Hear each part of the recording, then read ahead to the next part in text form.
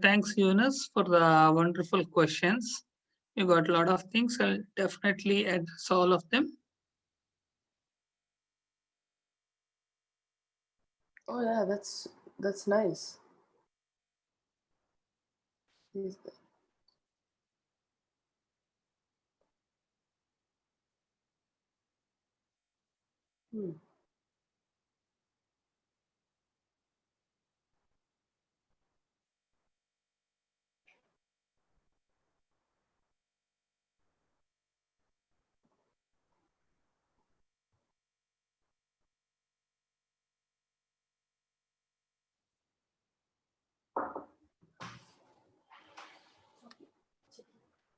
Thank you.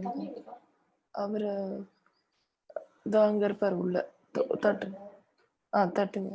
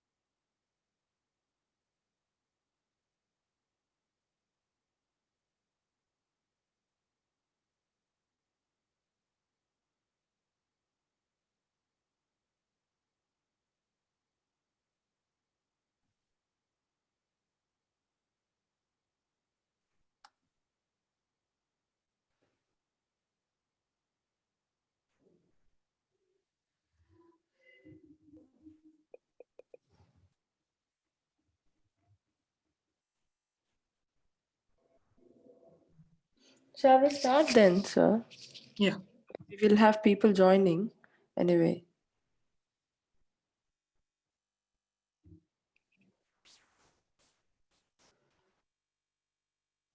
Good morning, everyone.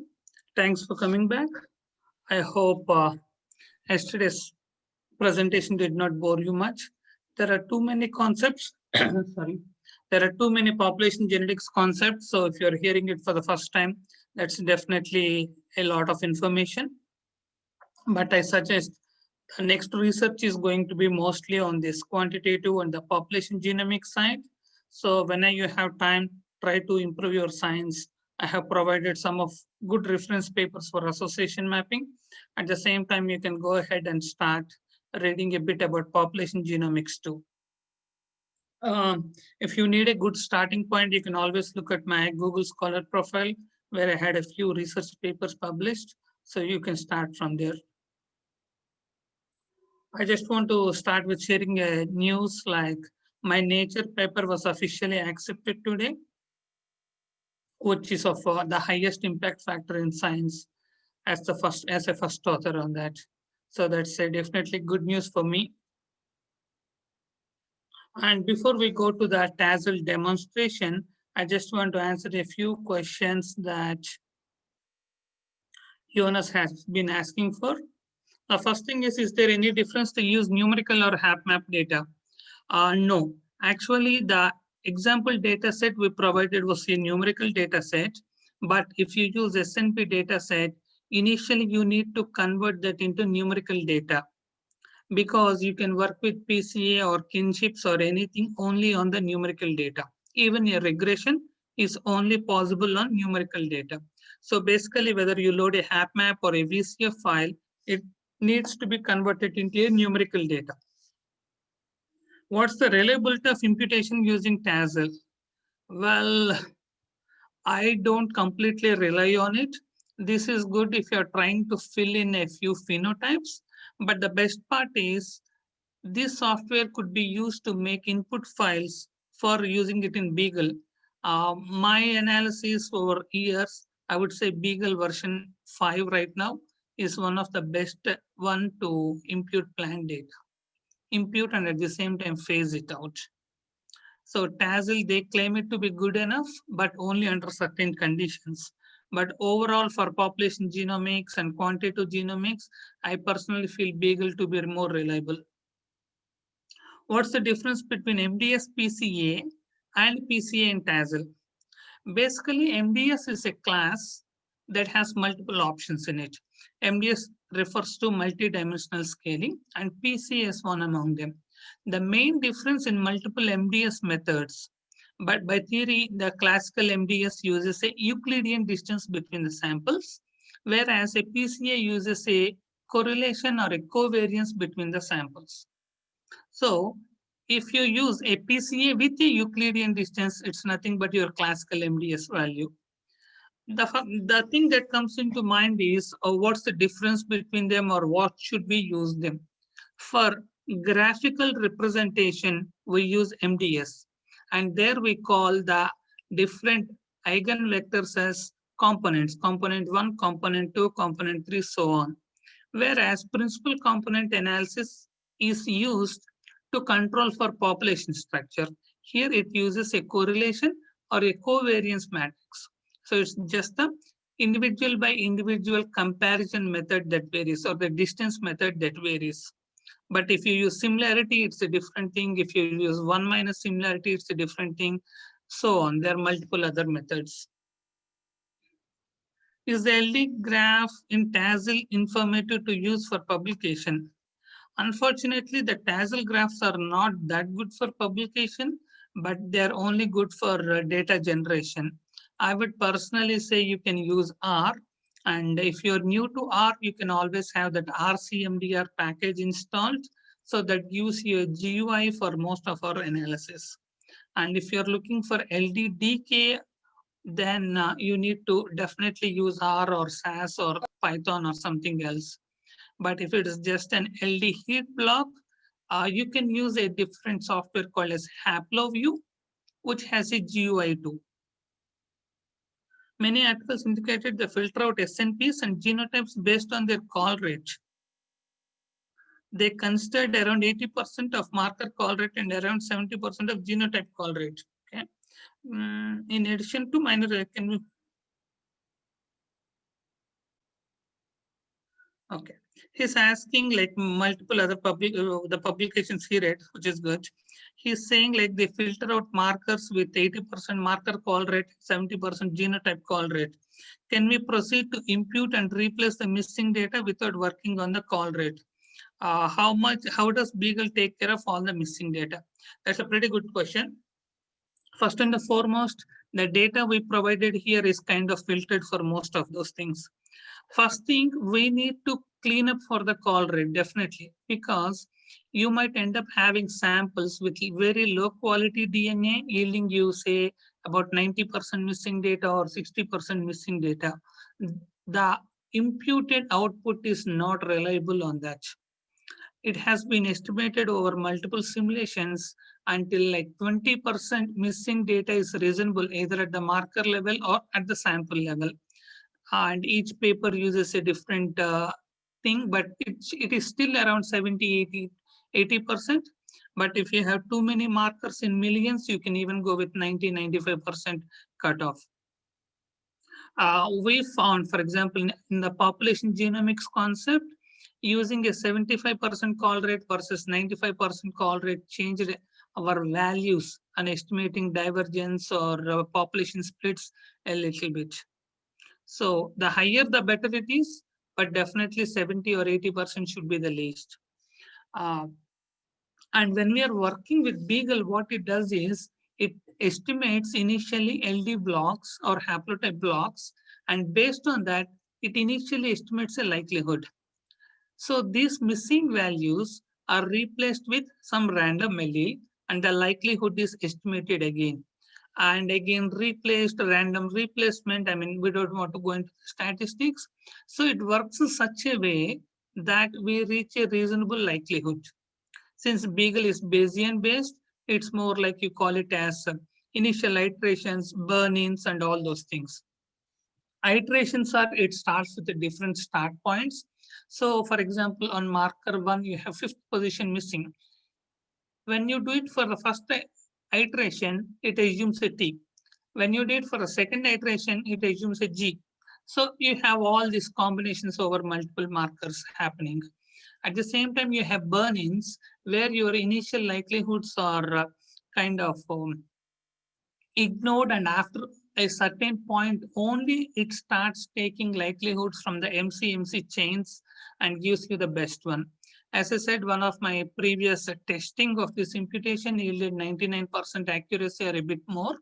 So based on the population and the marker type, it could be approximately around 1% error rate. We cannot expect 100%. Maybe it's possible based on the population and the SNP markers. What will be the status of LD while we use the germplasm from GenBank and elite material?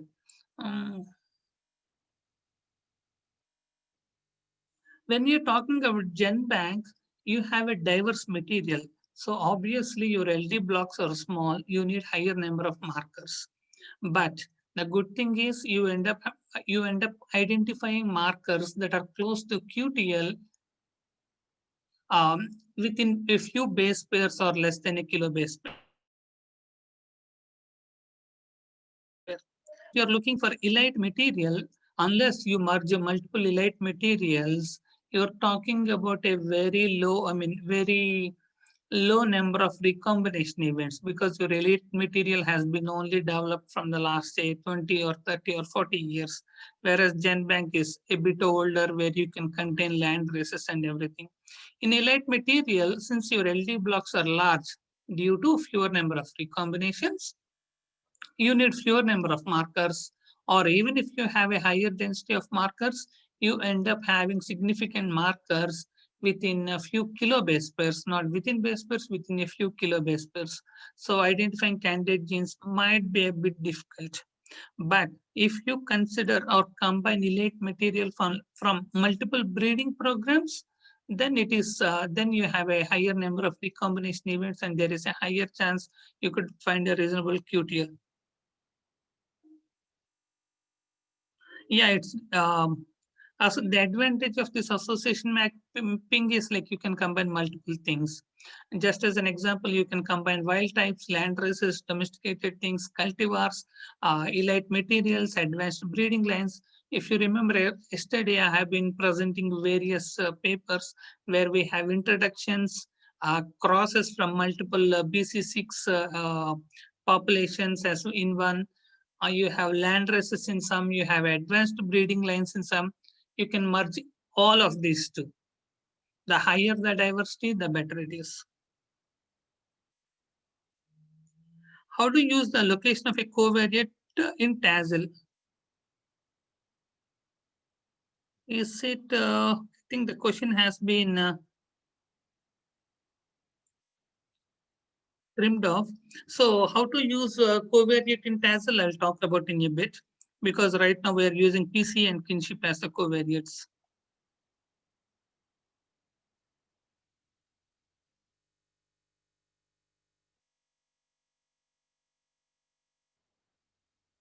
And do we have any other questions?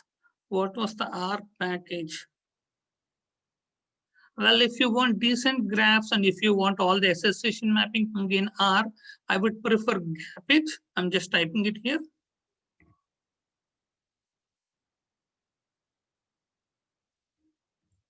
It's from the same group as Tassel, but it's all bit command based.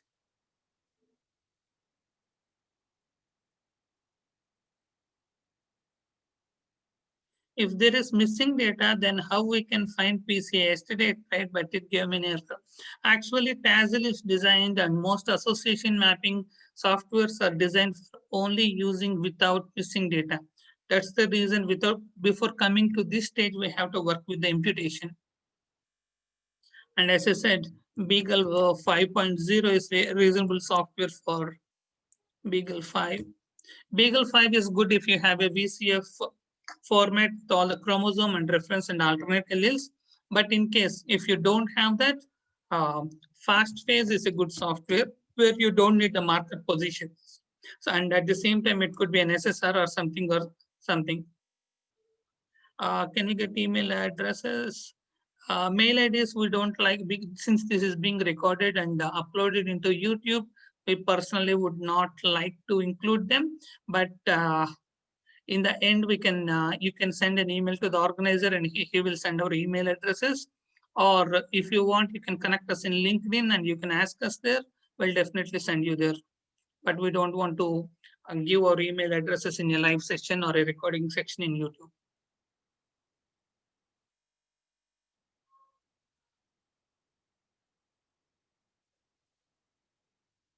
All right, with no further delay, we'll just go with the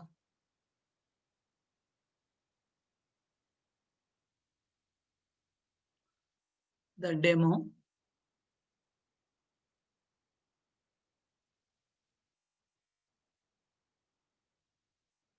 So here is the Tassel window. First of all, the prime requirement, the phenotype in our demo purpose is for 2 traits and it's an average over 3 replications. And the genotype data was based on a 9K chip, 9000 SNP marker data chip available for barley. All the details about the chip, the markers, the position could all be available from Critical or Barley Cap project web pages or even Grain Genes. But in our case, the data has been manipulated a bit, both the phenotype and the genotype, and the marker names have been removed for a few security issues. So, and the genotype, we filtered for all the missing data. So even though we had 9K chip, our output was approximately 7,500 SNPs. After removing samples that have greater than 70% missing and markers greater than 80% missing, we removed them. So we ended having around 6,940 markers. And these have been imputed beforehand to make our work easier, because imputation takes a bit of time. Could be in FastPhase, it could take approximately 2 to 3 days. And in Beagle, if you have a server, you can split it and you can get it in a day. But right now that's beyond the scope of this workshop. So we have just included the imputed data, and it has not been filtered for minor allele frequency. Since it's a small data set, it's not necessary. I mean, you can screen it in the results stage.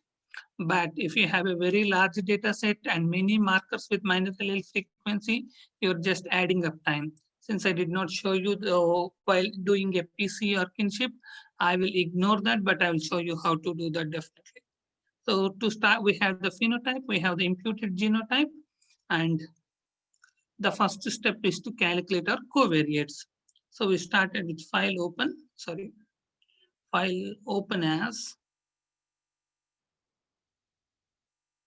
make best guess. I'll remove this. Okay. I will select the genotype and the phenotype.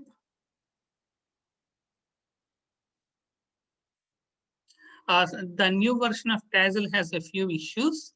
I wrote to the author, and this is a long weekend, Thanksgiving weekend in US, so I'm not expecting a solution for this piece for the next 2 weeks. But if a certain thing doesn't work, the button works, but if the analysis doesn't work, it will be fixed pretty soon. I would ask you to return after maybe 2 weeks and look for the things. Actually, this should load up as is immediately. So here are a few issues in those Java programs. Let's not go into that. So the first thing was, if you want to filter it, filter is an option where you can filter sites or tags. Sites refers to the SNP or the marker sites, where you can specify your minor allele frequencies, minimum count or minimum allele frequency, maximum allele frequency. You can set all these things, but right now I'm not doing that. At the same time, you could remove genotype samples based on the coverage, or you can remove samples if they have a lot of missing data. And the first part was to analysis, relatedness, PCA. I said, let's start with 10 and see how many we need. Only eigenvalues, not the eigenvectors. Okay. And here is my eigenvalues. If I take just for example 25%, I need only 4 principal components. So I can delete this file, delete dataset. Then do the sequence data again. Analysis, relatedness, PCA. Since we have decided to use 4, let's use 4 here. And I don't need eigenvalues anymore. And here, PCA uses either covariance or correlation, right? So by default, it uses covariance. That's okay. Okay. So here is your PCA matrix. And the next thing we want to do is the kinship analysis, relatedness, kinship. Unfortunately, this is not working. So I will upload a kinship matrix that I have already performed before. So file open as, make best guess, kinship. It's just a matrix, similarity matrix of all by all. So now let's come to the main analysis part. Here we want to work with 4 different models. The first model is there is no effect of population structure and kinship. The second one is there is an effect of population structure. And the third thing is there is an effect of kinship. And the fourth thing is there is an effect of both population structure and kinship. So let's do one at a time. The first thing was select your sequence data.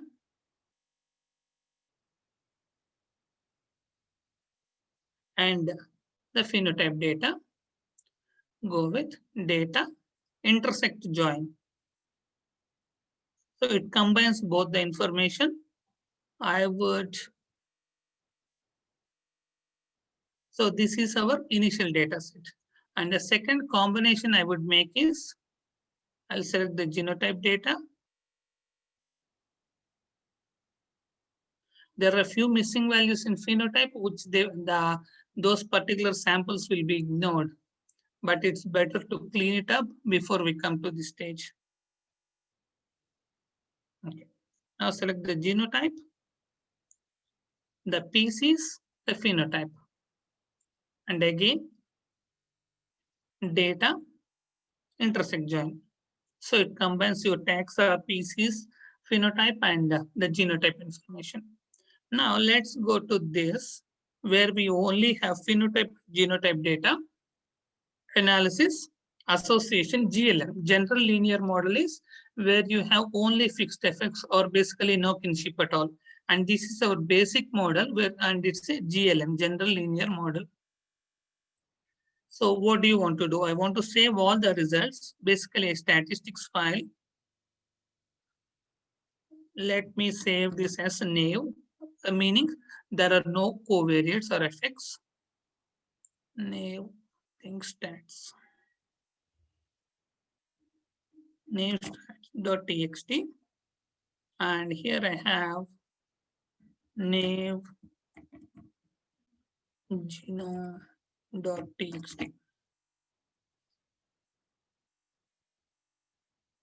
Okay. And then just hit OK. 2 traits, 5,000 markers done.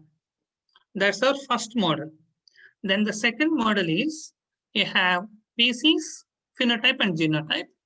Again, it doesn't have a random variable or it doesn't have a kinship analysis. So this is analysis association GLM again. And this one I'm going to save it as PC4 stats.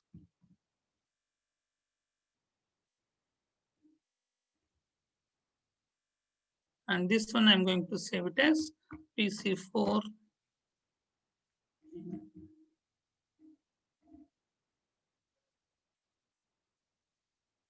and rest of the things we don't need any of them. Okay, and this is done too. So we're done with 2 models already. And the next step is working with MLMs, mixed linear model where you have a random effect and a fixed effect. So here I'll select this data where we have only phenotype and genotype, control, and select the kinship. You have to hold those 2 together, then, and you should not combine it. And then go with analysis, association, MLM. Here are a couple of things.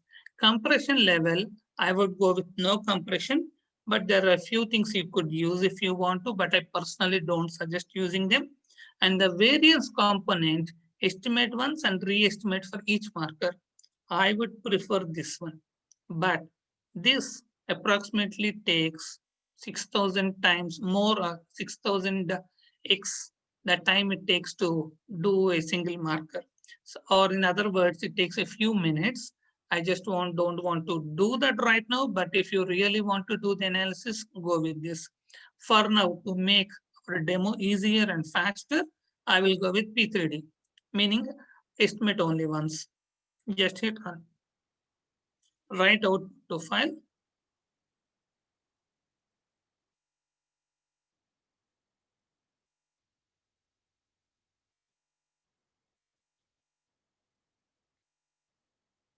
And this one I'm saving it as kinship. Save.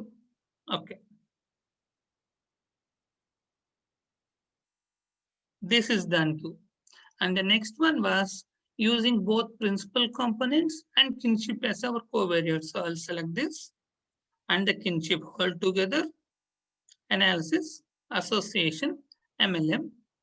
No compression. Again, this is the right one, but for now I'm using this P3D. Run. Output file.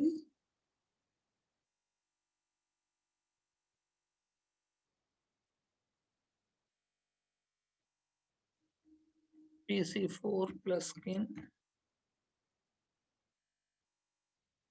Okay.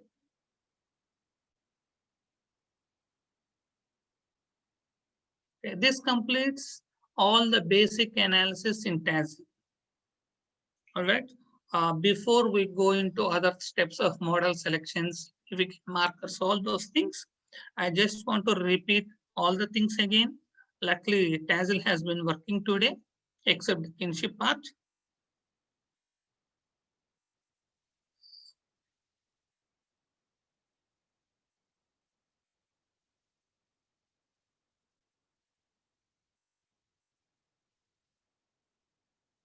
I don't want to minimize and open this again because I'm worried that might not work again. So start with file, open as, make best guess, okay, and select your files. In this case, I'm selecting genotype and phenotype, open. So your phenotype is a numerical thing. It has 272 matrix size, number of rows 136, and your genotype is already numeric.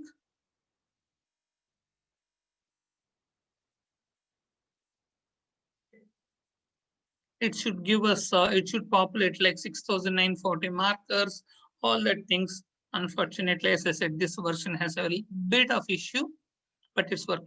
And the first thing we do is, if we need to filter based on minor allele frequency, or we need to work on a sample filtering, this is the place we will work with. If it mostly we work with the genotype sites where we can set our minor allele frequency. In right now, I did not set it up. but you should always work with this part. Cancel. The first and the foremost fixed effect that controls association mapping panel is population structure. For that analysis, relatedness, PCA. I would go starting with 10 to start with and return eigenvalues. Okay.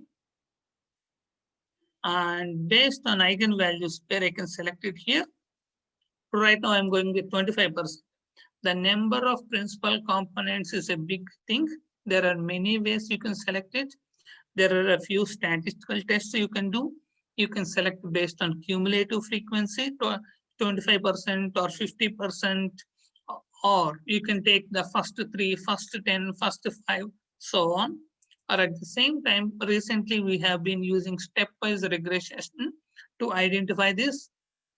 Or you can do PC1, PC2, PC3, each one is a different model, like PC1, including only the first component in one model, the first 2 components in one model, first 3 components in one model. The question comes, why don't I take all of them? Or why don't I take top 50 or something? If you provide more structure for controlling, you will find no association at all.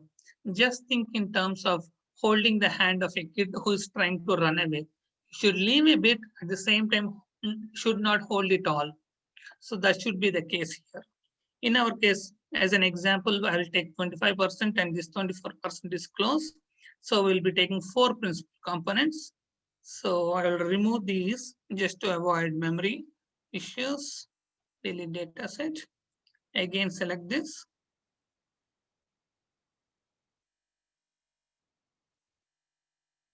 Analysis, relatedness, PCA.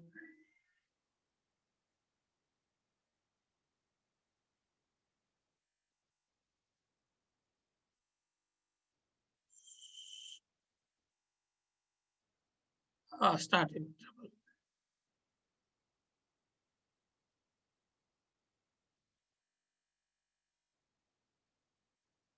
Now it's showing up number of taxes 136 and number of sites 6940.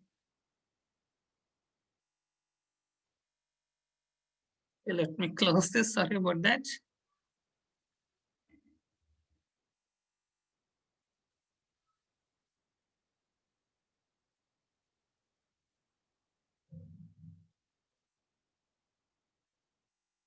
File open as. I'm doing the 4 pieces that I saved it. Every step I try to save it. And since kinship is not working, I'm uploading that too. So I have all the 4 important fields that I need. So select genotype.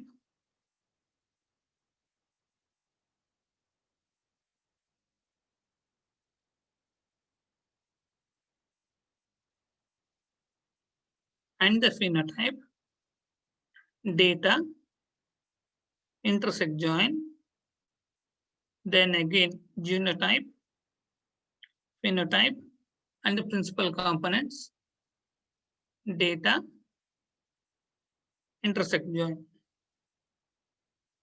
So let's go with the initial only diseases, phenotype data and the marker data. Analysis, association, GLM. You give the file names, save to file, browse. Just to differentiate, I'm giving a 1 again, naive.stats.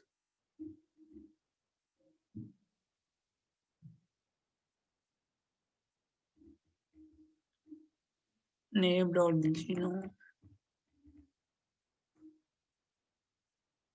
Okay. And the second model is assuming only population structure has effect on our samples, or for this trait. Analysis, association, GL.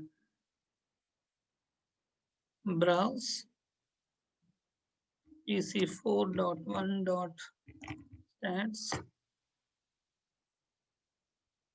PC4.1.genome. Okay. Now we want to work with MLMs where kinship, a random variable, is included in the model.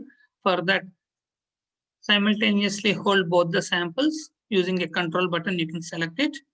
Analysis, association, MLM. No compression, re-estimate for each marker, but for practical purposes, I'm using this P3D to make it faster run. Output, browse.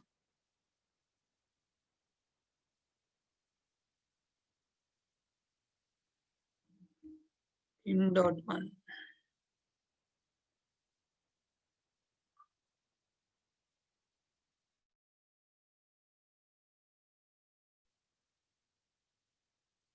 It's done. The next one is hold the file with the PCs, phenotype, genotype, and the kinship using a control button. And analysis, MLM, no compression, and re-estimate for each marker. Again, for practical purpose, I'm going with estimate once. Run. Write output to file. Browse.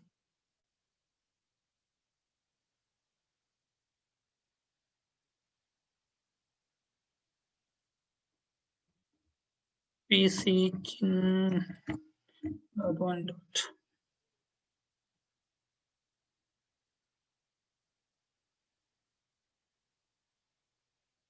We're done with the major analysis, but let's try to look at a few menus that could be useful.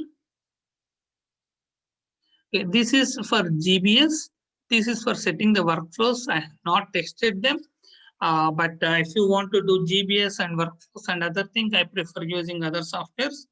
And here, results is the good thing is you can generate LD plots, QQ plots, and Manhattan plots, but the quality is not that good. And in the analysis, we looked at majority of the analysis. Filter, we looked at based on a criteria. At the same time, these are all not recommended. Let's not go with it. Impute is here you can impute your phenotype and genotype. And most of these algorithms, I didn't test them. And I don't have a good opinion on them too, because this is reasonable for doing other things. And on the data, you have multiple options. The first thing, if you have a VCF file or a HapMap file, once you read that, you have to convert that into a numerical genotype or numerical genotype. That's one thing you have to remember.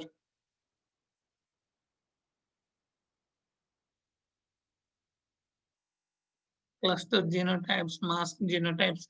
Think these based on your data, you might need some of this. So with this, I'll close the Tassel.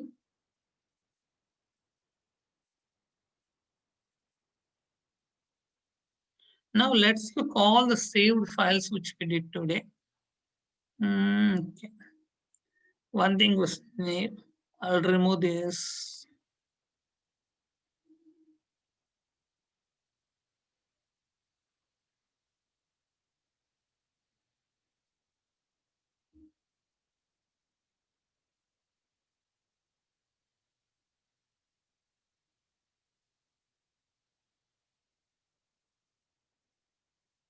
Yeah, I removed the second set of files. Now let's look at each and everything. With the GLM, I end up having two files. One is a geno file and one is a stats file. With text pad. So in the geno file, I have trait, marker, chromosome and position in our file, we just as unknown. So it will just give that. And the additive effect, meaning changing from one allele to another allele, the phenotype value is changed by this much. So this is one. So the good thing with Tassel is if you have say 20 traits, it analyzes all of them at once, and you have disease 2 in the ending. So you can filter out the trait you're looking for. And the second thing is a stats file where you have trait, marker, chromosome position, and we don't need all this. A p-value, that's important, and a marker R-square value, that's important too. All others are statistical. If you're looking, it's an ANOVA or an F-test. Basically, it gives error degrees of freedom, error mean sum of squares, all those things. So we don't need all that. Similarly, for PC, since it's a GLM, you end up having only two files. For other things like kinship, you end up having 4 files. And for PC kinship 2, you end up having 4 files. If you look at, first of all, we're not interested in the residuals. We're only interested in this fx and the stats file.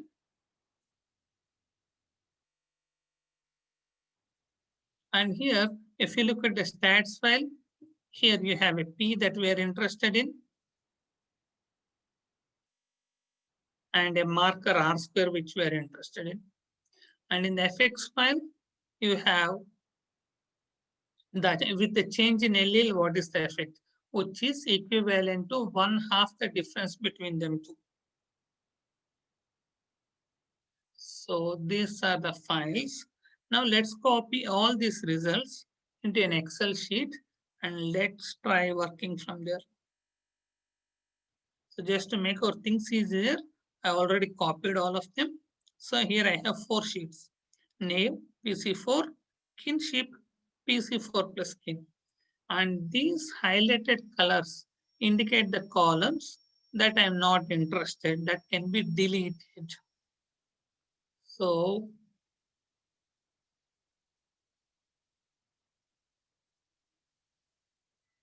let me create a copy of it.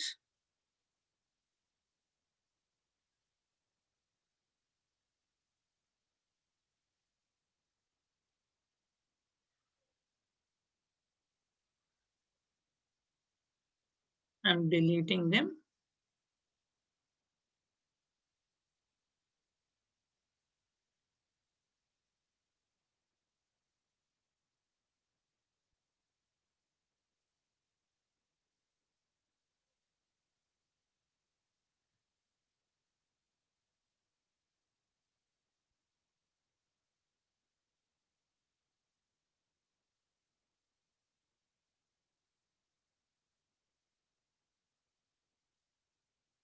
I'm deleting all unnecessary. If whenever you have kinship, the first column is says generally a none, which is the null model. So we can remove that row completely for our work.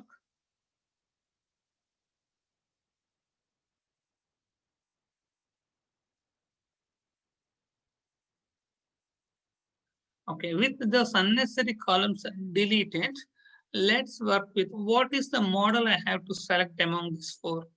For that, I propose a method called as MSD, mean square difference. So for that, we need to create 4 other data values. The first and the foremost is we have to sort this data sort by trait and then by p-value. Okay. Here AUDPC is nothing but our disease 2.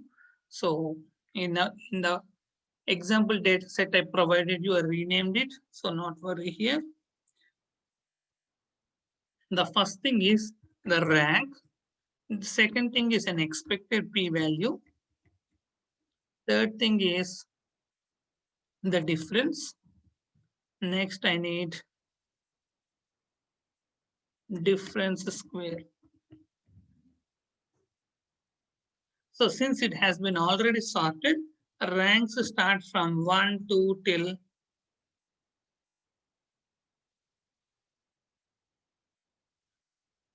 the last. Right now, I think we have 6,940. But since we did not filter for minor allele frequency, there are some markers with a 0 p-value or NA p-value, meaning there is not variation. So let's stop until we find that NA or NAN.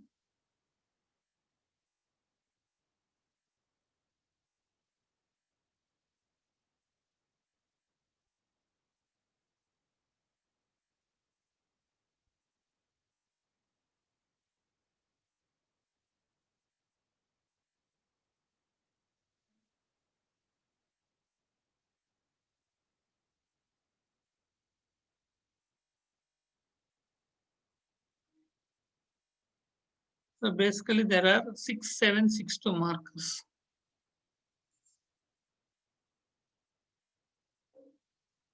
The same thing we would just do it for the other disease.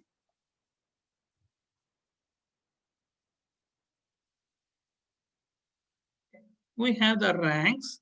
The next thing is, okay, the idea behind this calculating MST is a perfect association mapping panel and a perfect marker system is the one where you have your expected p-value and observed p-value in the ratio of 1:1 or a perfect diagonal line when you graph it.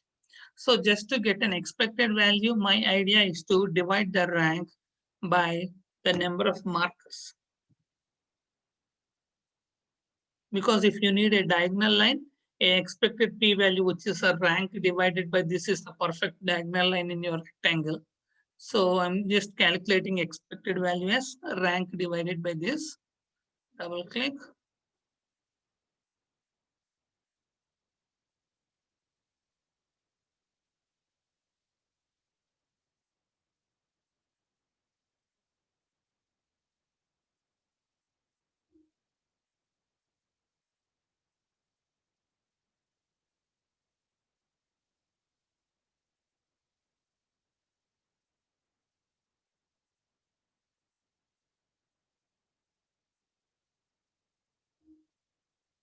I have the expected p-value and the difference between observed and expected, which is this one minus this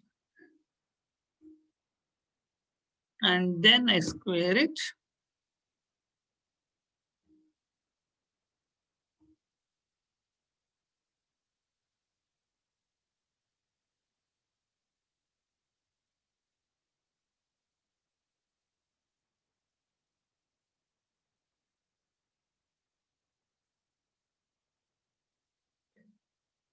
So what I did was I sorted them based on p-value, gave a rank of 1, 2, 3, 4, so on.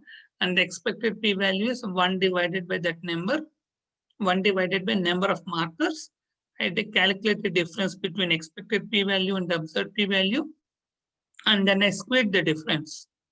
Then AUDPC, and this is one. I calculate an MST. And this is a naive model.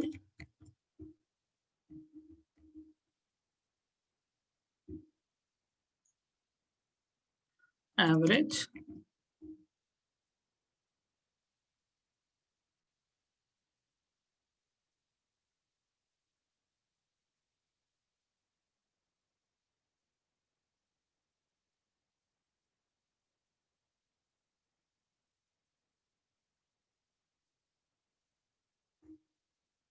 And this is the MST value. Okay.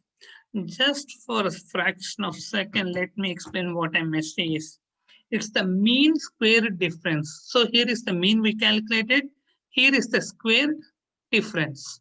So that's what we calculated. Similarly, we calculate for the other disease and the other models. So on doing that, we get all the values like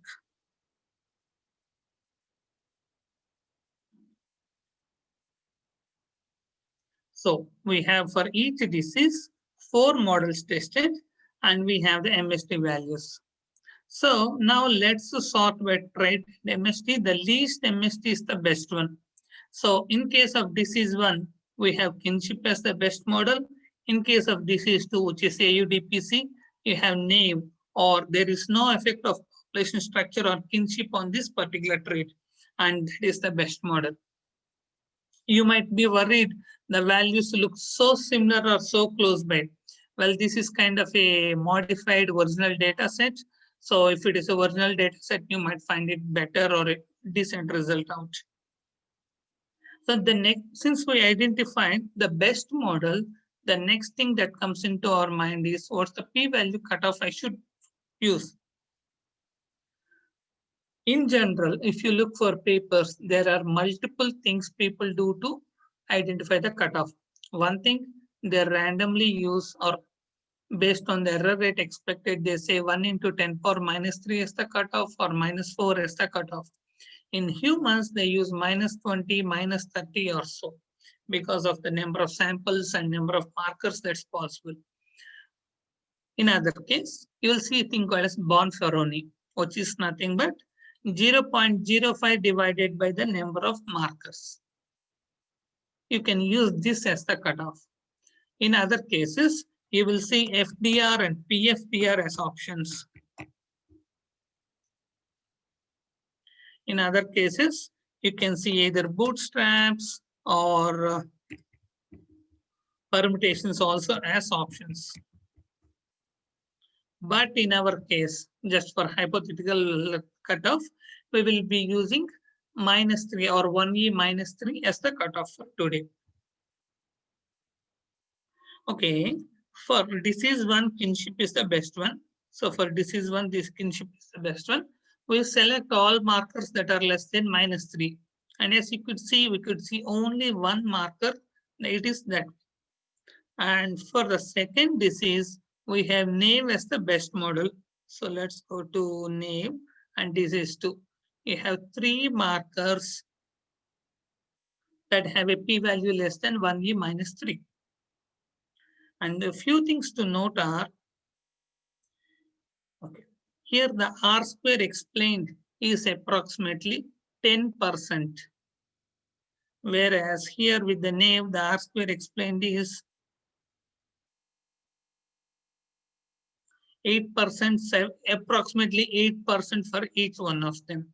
But the combined is not 24%. The combined based on their positions could be only 8% or 16% or 14%, depends upon the epistatic interactions and many other things. So next, our idea is where do they fall, or what are those markers? What are the candidate genes close by? So for that, we do an LD-DK analysis or use previous literature published for that crop.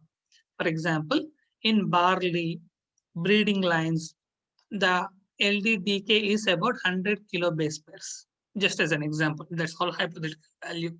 So the idea is to look for 100 kilobase pairs on either side of the marker to identify candidate genes. So what I did was, and these are some random positions, I just picked them up. So this is for disease 1 and this is for disease 2.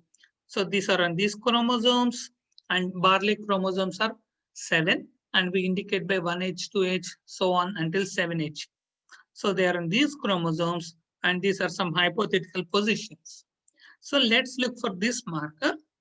And as you could see, since it is 100 kilobase pairs, I just subtracted 100 kb and added 100 kb. So this is the region I will be looking for candidate genes. So the question comes, how do I look for candidate genes? Now, since we know the positions, there is a site called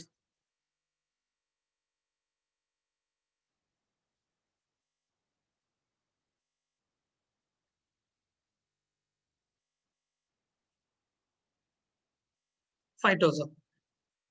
This phytosome is a part of our program. We, along with JGI at California or UC Berkeley, developed this together.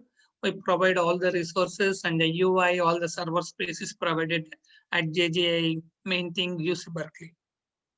So we're proud to say all these have been, most of these sequences, all the data has been produced by our group. So right now here I will go with Hardium vulgare, which is barley, Hardium vulgare R1. Here you could download the genome sequence, all the gene sets along with their positions, all the protein sequences, CDS sequences, anything else that is already publicly available.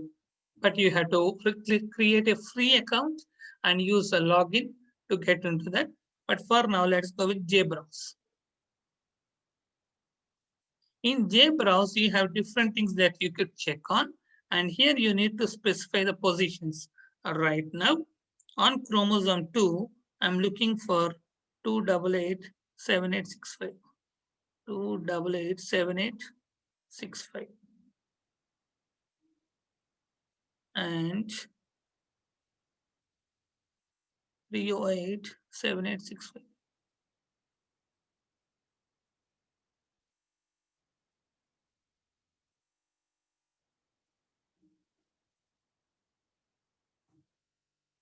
around 200 kilobase pairs. If you could see here, there is a blastex of all these available proteins against Arabidopsis, Chlamydomonas, and rice. If you want, you can do with all the embryophytes, all the dicots, all the monocots, and there are pasi with ESTs, repeat paskers. I mean, you can create how many ever you want, but right now, Hardium vulgare or Barleysia monocots, so I'm mostly interested in monocots, blastex monocots. If you could see, the entire region has only 2 genes in them. So you could just click on it. This particular gene is a B3 domain containing protein. Since this position, the chromosome, everything is a hypothetical or just made up, this is something, but the idea is to show you how to search for candidate genes. So this is the particular gene that could be responsible for our trait. And here is the sequence of that particular region. If you want to do more work on it, you can copy this sequence, blast it against NCBI or the phytosome blast and try to get other information, maybe synteny or comparison with wheat, comparison with sorghum or any other species. You can extract those sequences, whatnot. There could be multiple bioinformatic things that could be done. At the same time, we're interested in knowing what the function of this gene is. Is this really involved with disease resistance? So to check that, you can always go with Google Scholar.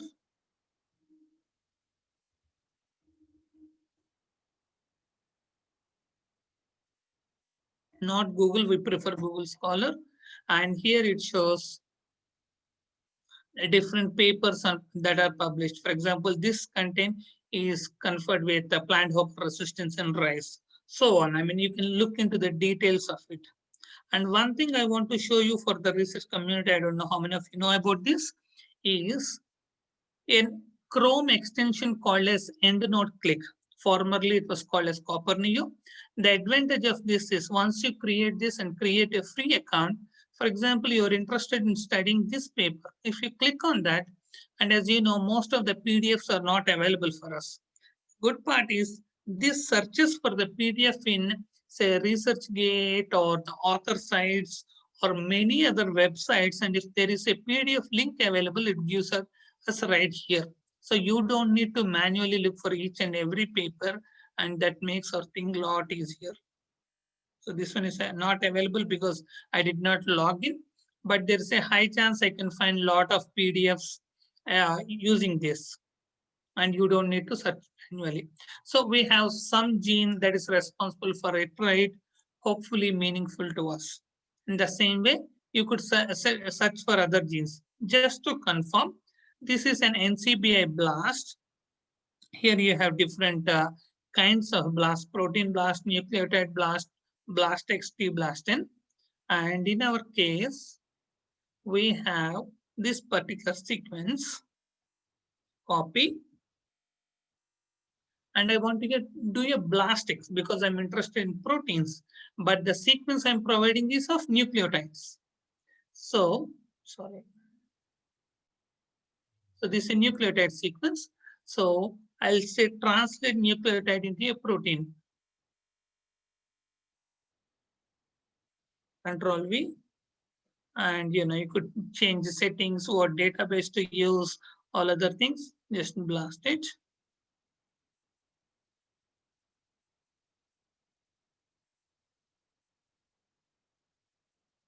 Say, for example, this particular gene has a known function in corn. So you could extract the corn sequence and compare with our sequence and say, since it is close, we're expecting the same function.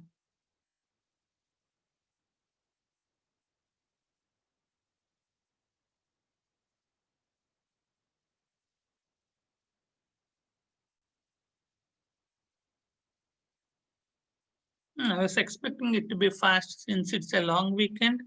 It's not expecting too many hits. Okay, finally got it. Okay, it's a B3 domain in Hardium vulgare, unnamed protein in triticum or wheat wild type. In Oryza, it's a B3 domain too. In Aeglopis tarshae, which is a wild variety or a wild type of wheat. but this is the one we identified anyways. In our case, we don't have the annotation. We could find it here too. But luckily, the phytosome that we use, we try to extract many other informations possible, and with NCBI or phytosome, you might having the same result most of the time. But if you go with phytosome, we have a new version coming up pretty soon, which is phytosome 13. There you could view a Synteny viewer, compare with other species. We included many other options. That's the beyond the scope of this workshop. So we identified a candidate gene. The next thing comes is, what other things do we need to report in a paper if we need? So here it's a kinship based one, the R square, the variation explained by this marker is approximately into 100, 10.13%. You could directly use that. And the other thing we could use is, could go with kinship and fx.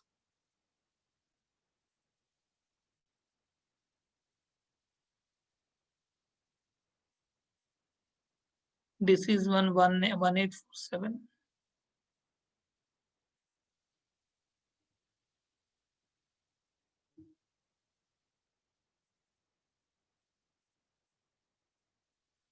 So here the allelic effect is minus 2.4, meaning if right now we have two alleles, right? Change of allele A to B would reduce the phenotype by minus 2.4. And this 128 is the number of samples that we used to analyze it. We started with 136 or so, but there are a few missing values. So this is the value. This is the value you need to report in the paper. And there are many other things if you want to get into the details, the function of it, basically literature search if you want to report something decent. So just to summarize, you take your phenotype value and a genotype value. Just to summarize, you have a phenotype and a genotype or marker data. You remove markers with certain amount of missing data, both at the sample level and the marker level. Then you impute the missing data, followed by having both of these in Tassel or any other softwares like Gapit, Gemma, FastLMM, BoltLMM, and many other things. Nowadays, you have a few advanced software that can work with millions of markers in just a few minutes, but most of them are command-based and work only on servers. So once you have all this, you basically start working with multiple models. These models are nothing but, in one model, we assume that there is no effect of population structure and kinship. In other model, we assume there is only population structure effect. In other model, we assume effect of both structure and kinship, whereas these are the four different combinations. So basic combinations. In other sense, you could vary the number of species, use different kinds of kinships, whatnot. There could be n different models that you could use. And finally, you select a best model based on either a QQ plot or MSD that I proposed or many other similar criteria. Once you do that from the best model, based on a certain p-value cutoff, which either you could use Bonferroni or a standard number or some FDR, PFDRs or bootstraps or any other things. Based on the cutoff, you select the markers that follow below that cutoff for the best model. And from that, you could extract your R-square values, allelic effect values. That completes your basic part. Then to identify the candidate genes, you need to know how far to look from the marker. For example, if you are looking in elite lines and if your LDK is 1 mega base pair, in that case, you have to look for 1 mega base pair on either side of the marker. But if you are looking for land races maybe a 500 kilobase pairs or 100 kilobase pairs. It all depends upon your type. It's better you calculate your LDDK, average LDDK over the genome. TASL can do that. In the TASL presentation, the slides I provided, I showed you how to do that, how to calculate the LD basically. But LDDK, you have to use R or search for previous literature. And once you get that LDDK, in our case, let's assume a 100 kilobase per LDDK. So on either side of the marker, we look for genes within 100 kilobase pairs on an average. But if you want to go into further details, you could always calculate local LD, meaning instead of using 100 kilobase per average overall, you could just take markers that are present, say, until 2 megabase pairs of this marker and just calculate LD for that region and visually look, or using other ways like using Excel or TextPad, you can build up a matrix and try to see using a cutoff of say 0.5 or 0.6 and see this is only 50 kb on this side and only 40 kb on this side, or maybe 200 kilobase pairs on either side. So irrespective of the genome average, you can take your own cutoff too. If you read few papers, you will understand all these concepts.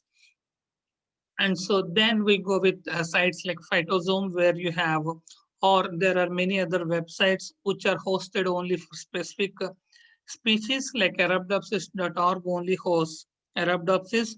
Legume, there is one thing for legumes that has only the legumes hosted, but our Phytosome hosts most of the genomes, high quality genomes that are published, and where we have authority or the permissions from the groups that we could host it. So since we assembled most of the genomes, it should have most of the genomes. Nowadays, we have been including the pan genome too, which means sequencing multiple reference species. And then the newest version of Phytosome, I think, which is supposed to be in January, but there is a testing phase out. There you can work with Synteny, look for genes.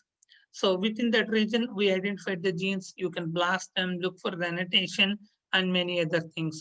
And to see, say for example, in our case, we found only 2 genes. What if we find 20 genes? Which one is responsible?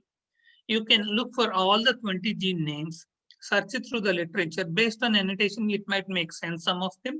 If not, you can search it through the literature. You can blast them in multiple other databases to see what they are. Since in our example, we are working with diseases, if you have a gene that is an NBS LRR domain, which domains, these NBS LRR domains are specific for disease resistance. So if you can find such a gene, that could be one important gene within those 20 genes. So as I said, like once you go deep, there are many things you have to look into and finally come up with a value. And with that, I believe I provided all the basics for linkage mapping, QTL analysis, and association mapping. Some of these topics, if you already worked with it, it might look simple, but if you never worked with it, it might look a bit complex because of the terminology involved with all of these things. My suggestion, if you want to work with this, read the manual, read other resources, and before all of that, try to read research papers, at least 5 or 10 in this particular field, so that you will understand better what else can be included, what should be the cutoffs, whatnot. And as I said, if you have any further questions or if you want to connect with us, please go through our LinkedIn site, Sujan Mamidi and Divyashri Nageshwaran. You can connect us with there, post your questions there, and if necessary, then we can connect through emails and go further.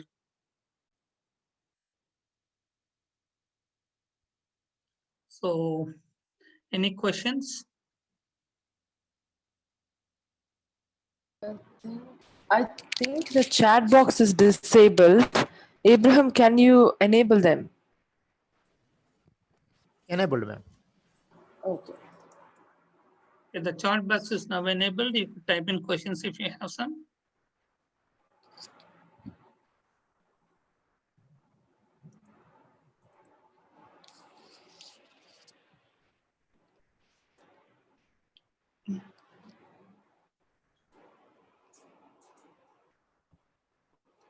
Abraham, do you have to say something for the closure?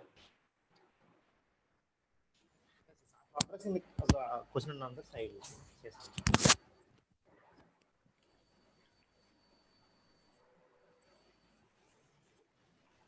I think participants can ask the questions now. Chat box was enabled.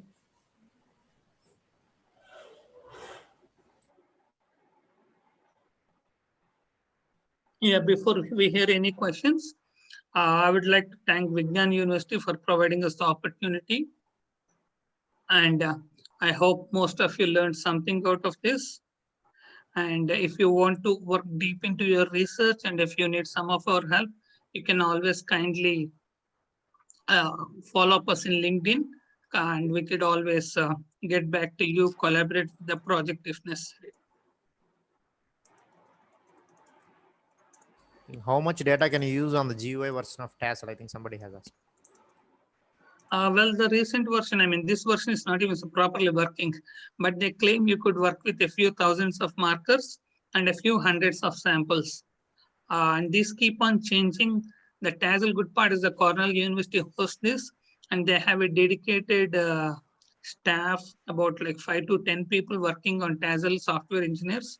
So they keep on updating it unless, so just follow the Tassel site, mazegenetics.org.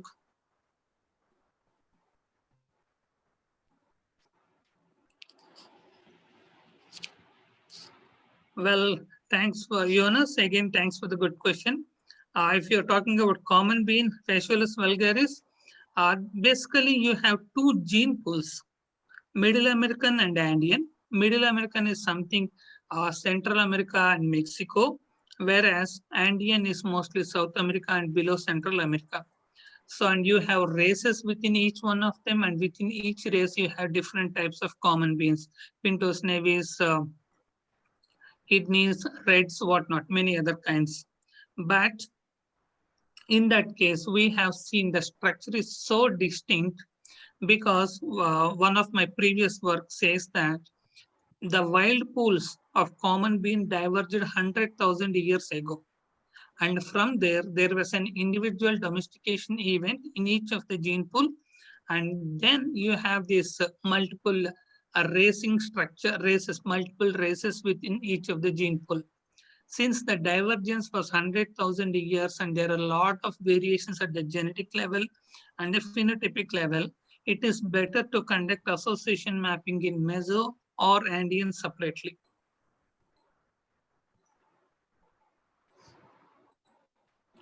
There's another question like Fabrice is very new to these tools. How can he improve? He's asking how he can improve his knowledge and those of his lab members here in Cameroon. Well, you have to work with it. Reading papers really gets you the basic information, and then you have to take example data sets and work with it. The good part is nowadays most of these softwares provide you an example data set. Once you start working with it, you realize the ups and downs, and automatically you will learn more. If you want to stay in research, one of my senior or my initial roommate suggested me one thing of reading 2 papers a day. And I have been following it from the last 17 years. I read 2 papers a day on an average, not from the topic I work, but from something else outside. For example, I'm working with association mapping. I read 2 papers on either gene expression or humans or cancer or comparative genomics, some other topic other than the topic I'm working with. That really helped me gain knowledge for what I am today. So if you want to stay in research, I would suggest the same. And most of you might have the issue of getting papers. As I said, if you download that EndNote, which is Copernio previous thing, if you the newest name is EndNote Click, you should be able to get the PDF links for most of them. At the same time, you have ResearchGate, where you could get some copies of the papers, or you could always write to the author or request them in ResearchGate. You can get a copy of the paper. So the other one was so somebody is asking value is 1 by total of SNPs. Can fine mapping be done on whole population like RIL, DH, or only on CSSL lines? I mean, chromosome substitution lines. You mean that? Can According to fine literature, mapping be he's done? asking.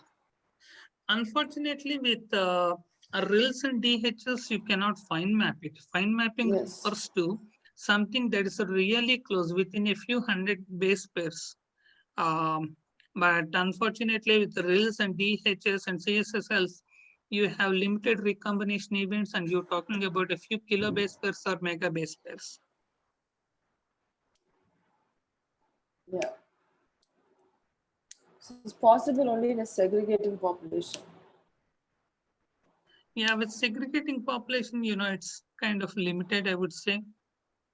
But it's better than using an F2 or something, but not necessarily the fine mapping. Well, during those Yes. early 2000s, fine mapping to a few megabase pairs was reasonable, but not anymore. Jonas was, what are the differences in the different models and gap it MLM, Super, Blink, CLMM, and the repeatability of the results? That's a pretty good question. Right now, we have been using GLM, general linear model, and MLML, mixed linear model, where you have kinship. When you go with Super, Blink, CML, there is one other thing, MLMM. That MLMM, what it does is, if you remember our composite interval mapping, we included one marker that's close to the QTL as a covariate. In the same way, in MLMM, it includes one QTL as a covariate and reanalyzes it. So in the first stage, it analyzes everything. Second stage, it includes a marker and reanalyzes it, trying to reduce the effect. But personally, I didn't like that much, and I don't see people working with it a lot. And when you come with CMLM, which is compressed mixed linear model, here your kinship is reduced. Instead of, say, for example, you have, in our case, 150 samples. Instead of using 150 by 150 matrix to calculate genetic variance and residual variance, it will, based on certain aspects like structure or relatedness, it will compress that into a 2 by 2 matrix or a 4 by 4 matrix and calculate residual variance and genetic variance for that. So it's a compressed thing. The advantage is it's a bit faster.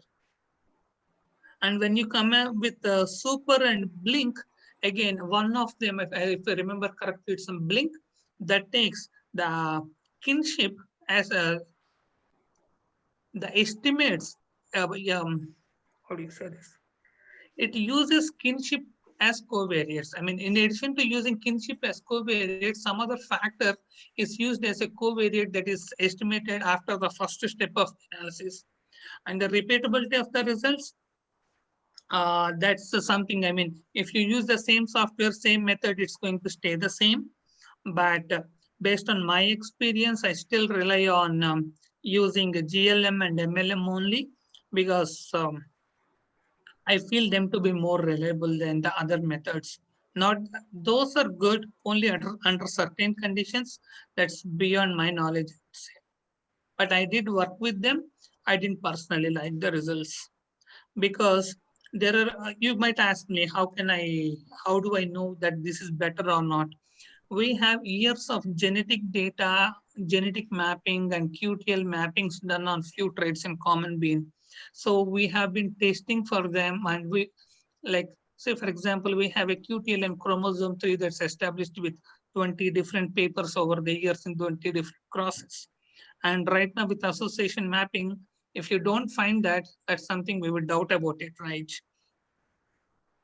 So that's just one example. And you can read the papers to see where they're appropriately useful.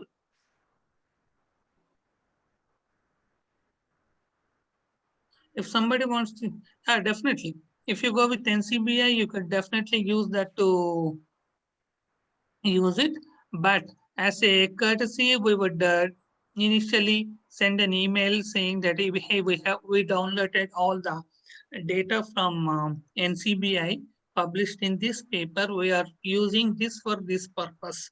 It's always better to write an email but by theory should not have any issues. Thanks for bringing this up. I just want to show you one thing. NCBI previously used to host nucleotides in the PubMed, but right now we have an option called as, let me share the screen.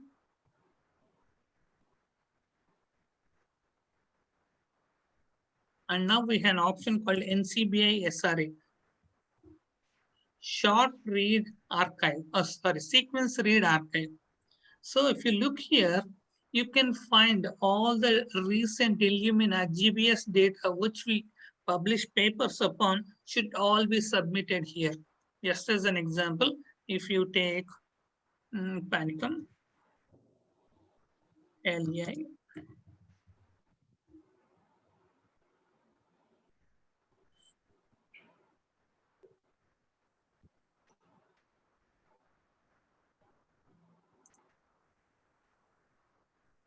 if you look for Panicum Hallei, you could see various RNA-seqs, DNAs, ChIP-seqs.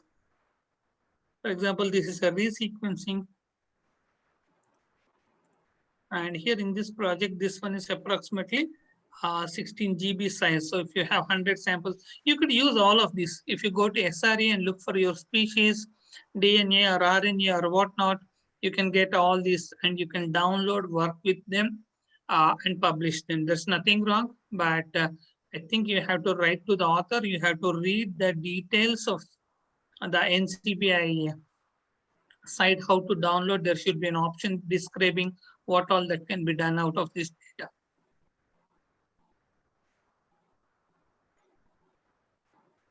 There's a question, can we find common genes of QTL among RILs and GWAS lines if we include parents' data in the GWAS analysis? Well, in the GWAS, if you include the parents, the thing is, you're only considering 2 parents. And if your sample size is 150 or 200 or more, well, it all depends. Like, say, for example, if you're taking all the varieties that are grown in, say, Andhra Pradesh or Tamil Nadu or whatever, in that case, using 2 parents, since they're close enough, that's reasonable. What if you have only 2 parents from here and the other 150 samples from, say, China or Europe or somewhere? In that case, there is a less chance. The main problem with GWAS or QTL mapping is, in QTL mapping, the QTLs you identify are restricted to that population. But the advantage is you could identify QTLs or markers that could explain a very high amount of phenotypic variance. Whereas with association mapping, you could find many other minor QTLs. At the same time, the problem is the variation explained is only limited. It again all depends upon the marker system used and the population used.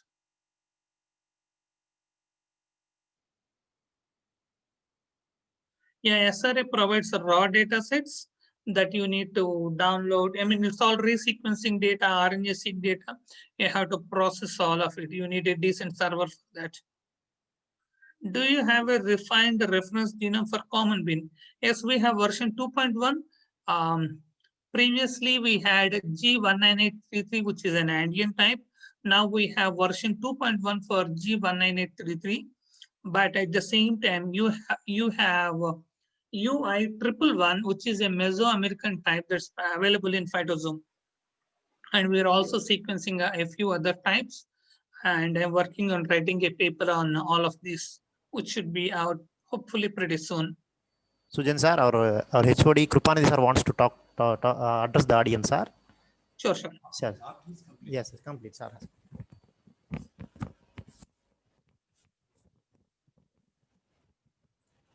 Sujan sir, 1 minute, sir. Sure. So your interaction with the participants, is it still going on or completed, sir? It's mostly done, sir. No, if it is going on, I do not want to interrupt. No, you go ahead, sir. I know you have some other classes, so you go ahead, sir. Yeah. So just I want to say, conclude the session, sir. Conclude the workshop. Sure. Shall I do Okay, it? okay. Shall I ask Divya madam, what shall I do, madam? So it's okay, sir. Let's go ahead with concluding the session. No problem, sir. Thank you. No problem. Okay. So good morning to all participants and Dr. Divya Nageswaran and also Dr. Sudhan Mamidi Garu. And you have been explicitly and also with all the information providing to all participants. Nearly 250 participants have participated in this 5-day workshop. And many thanks to Dr. Divya and also Sudhan Mamidi for tracking all events and also for responding to all the questions. Particularly the software tools like QGene, Tezzel and Cartagene, all those things have been brought to the notice of the participants. And again, good amount of information about the QTL and JIVAs are all given with the markers, and also good amount of the statistical information that real work done by our Sudhan Mamidi was shown to our students. So it is a good impetus and it is a good exposure to all the participants. I am quite happy that as Vignan's platform, we have conducted this linkage mapping and again genomics in plant breeding and quantitative genetics. We have conducted successfully. Many thanks. We keep continuing this. And now we are a little bit hard pressed because of the regular classes are going on here. We start the class by 8 o'clock and end up the class by about 5 o'clock. So that's what we are tightly packed. So with all this, we were not anticipating this at the time of planning this program. And now, anyhow, our Abraham and our other madam was there with us, Dr. Bobby. They associated with Dr. Divya and conducted this program successfully. Many thanks to you, both speakers, and also good appreciation to all the participants for having interacted through this webinar. Thank you, one and all. Thank you, sir. Sir, you have a few words to say? Sujin sir. Thanks for joining in. I hope you learn more and work on this further. As I said, like you can connect us on LinkedIn and have us post any other questions you might have. Well, I how can we also do thank the Go audience. analysis for candidate genes? Well, you could find it on Phytosome, the Go terms associated with these things. Or you can use a R package called as StopGo, or you have another package called as Blast2Go to do that. But most of the cases, if you're looking for a published genome, the Go terms are already published.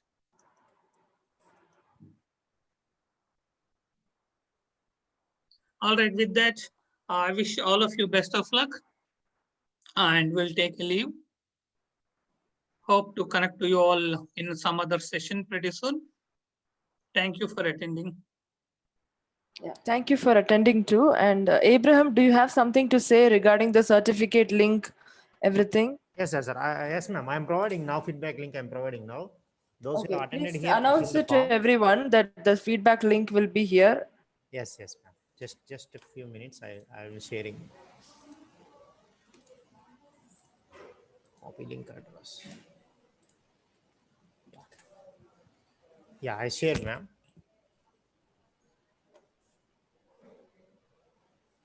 I think those participants who's present over here can make use of it, ma'am. Yeah, please.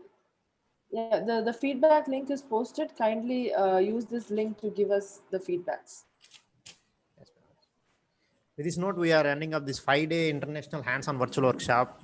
I personally thank the two trainers, Dr. Sujhan Mamadi and Dr. Divyasri Nageswaran for their time. Sujhan Mamadi, who's working at Hudson Alpha Institute, USA, he has extensive research experience in statistical genetics, population genetics, everything. And Divyasri Nageswaran also, who is working as a scientific advisor, Tango Group UK. She obtained her PhD from prestigious University of Cambridge. I really thank them for their time. And also, I really thank my host institutions, Vignans University, for providing me this kind of platform. We look forward to conduct this kind of sessions in the future also. Thank you, ma'am. Thank you, Divya ma'am. Thank you, Sujhan sir. Thank you very much. Time and answering the questions. Thank you very much. Yes. Thank you all. Bye. Thank you. Thank you all. Bye.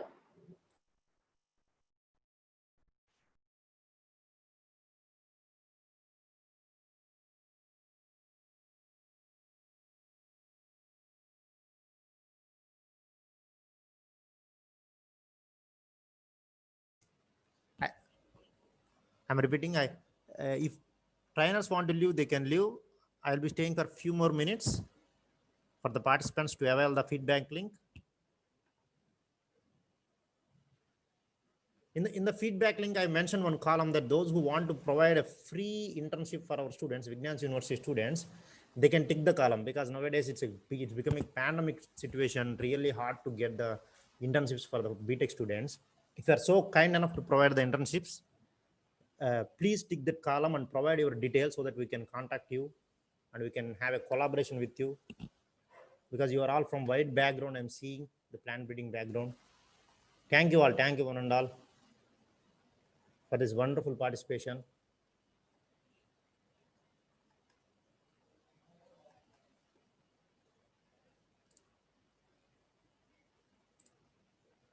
Security.